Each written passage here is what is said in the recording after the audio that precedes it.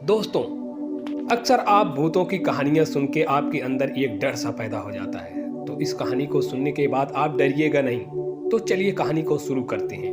भारत का एक देश है जहां पे आप भरोसा करें या ना करें, लेकिन लोग आपको उसके शिकंजे में लेके ही जाते हैं। यहाँ पे किसी की भी कभी न कभी अंधविश्वास के कारण बल चढ़ जाती है। और इस बात का शिकार बना है मध्य प्रदेश के रहने वाले बृजलाल चोपड़ा।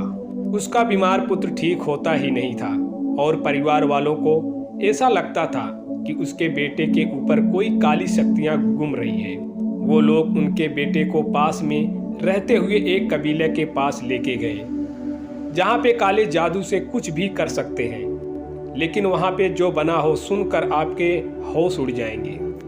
कबीला के सरदार का नाम पार्वती था।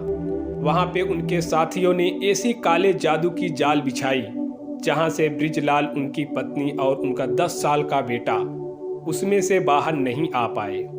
बृजलाल अभी तो अपने पुत्र को लेके कबीला में पहुंचे ही थी। वहाँ पे हाजिर सभी ने बृजलाल को जादूगर कह के उसको घेर लिया। उनका कहना यह था कि बृजलाल एक बहुत बड़ा जादूगर है और उसका मृत्यु ये संसार के लिए बहुत ही आवश्यक है। पार्वती ने अपने कबीला के आदमियों को आदेश दिया कि वो बृजलाल को मार दें। वो लोग ने बृजलाल को घेर लिया और उसके आसपास नृत्य करने लगे। किसी के हाथ में त्रिशूल था तो किसी के हाथ में तेज धार वाली तलवार। उसमें से एक आदमी सामने आया और बृजलाल के हाथ काट दिए।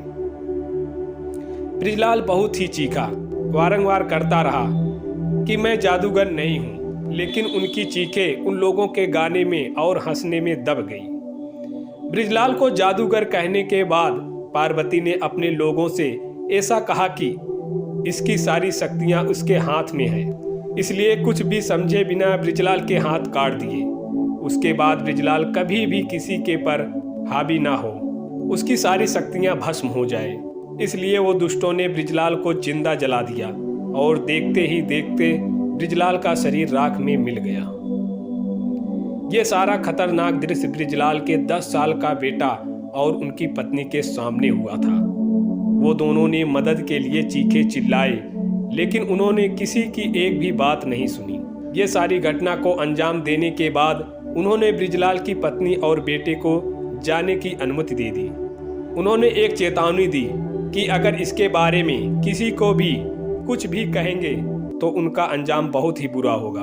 अपने पति की मौत और पूरे परिवार को खत्म होता देख सुषमा पूरी रात पुलिस स्टेशन के चक्कर काटती रही। माँ पुत्र ने सारी बातें पुलिस को बताई कि किस तरीके से वो डायन ने उनके पति को जिंदा जला दिया।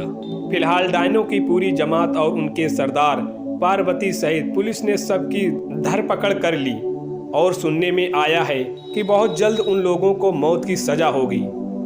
कानून इस घटना को किस तरीके से अंजाम देगी वो तो समय ही बताएगा।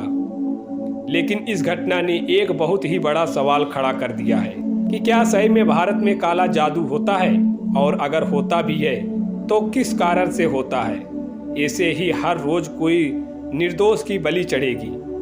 बहुत सारे सवाल हैं, लेकिन जवाब ढूंढना बहुत ही मुश्किल है।